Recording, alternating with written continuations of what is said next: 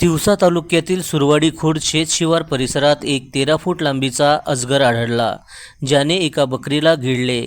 या घटनेत बकरीचा मृत्यू झाला, परंतु सर्पमित्रांनी अजगराला वाचवण्यासाठी महत्त्वपूर्ण भूमिका निभावली.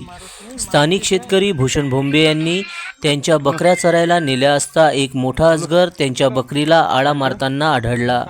अजगर आणि बकरी यांच्यातील संघर्षामुळे जीवघेणी परिस्थिती निर्माण झाली.